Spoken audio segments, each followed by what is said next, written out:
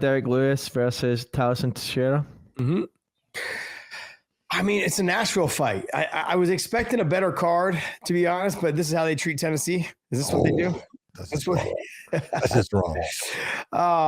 Look, I think there's a couple really good fights on here. The fight I wouldn't say, I think name value wise, like you've got Derrick Lewis versus Tallison Teixeira.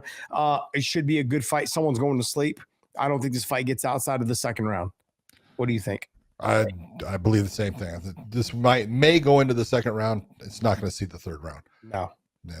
Look, Derrick Lewis is very smart in the way he fights, and I'm being honest when I take a look at all of the experience that Derrick Lewis has.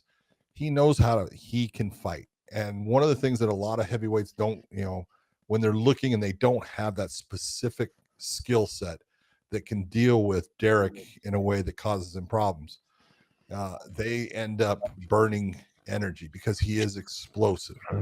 When we talk about a fast big man, Derrick Lewis is a fast big man. He just can't do it very often, okay, because he burns out. But he has got explosive, power. He's got explosive movement, and he can get after you. And so Teixeira's, is good, but he hasn't had a ton of experience dealing with someone like Derrick Lewis. And I've told you too many times, in the cage, I can tell you all, Derrick Lewis, when he gets on top of someone, it's over. It is absolutely over. He does not end up having a fight go back to a next round when he's in the top position. Many times when he's in the bottom position. Yeah. He doesn't like it there. But, man, when he's on top of you, look out. And so Teixeira has to make sure that he does not in any fashion end up underneath Derrick Lewis. The co-main event, Stephen Thompson versus Gabriel Bonfim. Yeah, this is one, I hate to look at it, but they're looking at, possibly putting a nice name on the resume of Gabriel Bonfim. And nothing against Stephen Thompson. I love him. He's a wonderful human being. He's been an incredible fighter, but he's slowing down. He's older now, and his ability, to do the same things as he did in the past have slowed down a little bit. So I kind of look at the UFC using him now kind of as that gatekeeper. Let me put, you against a guy that we look at as he's coming up. He could be next. He gets a win against you. That looks good. I'll be, honest. The one that's below that, Calvin Kattar versus Stevie Garcia. Damn, that's a good fight. Stevie Garcia is a tough sumbitch. And Calvin Kattar is that guy who's trying to hold on right now to that position of where he's at and stuff. Great in the stand-up. Tough as far as, his ground game as far as getting taken down, but Stevie Garcia can do it all. And so that's another tough one right there. Yeah, see, I'm going to go back up to the Stephen Thompson, Gabriel Bonfim fight. I'm going to go with Stephen Thompson.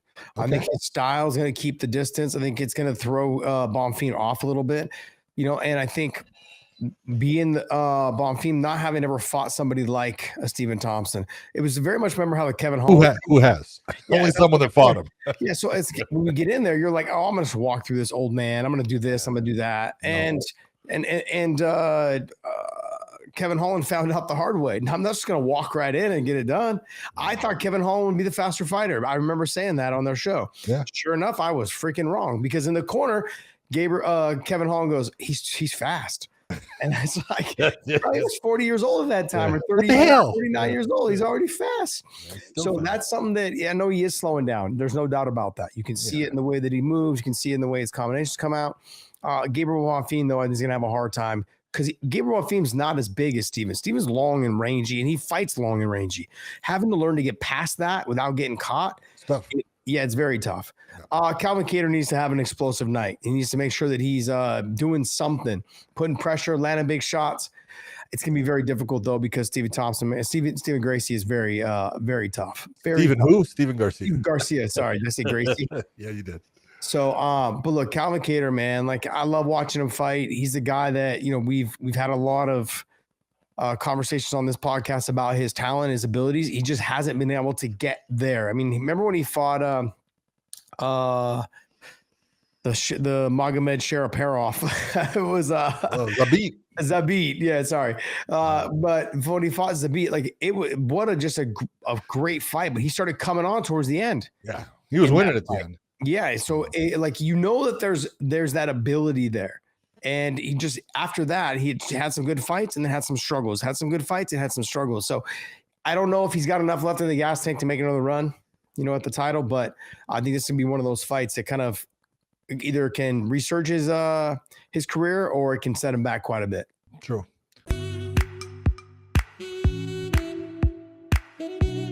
This episode is brought to you by BetUS. Make sure you guys YouTube 150 for the promo code. Also, Element, use the link in the descriptions down below. Any product you buy from there, they will send you a bonus package of product if you use our link down below. Element's amazing, man. I love it.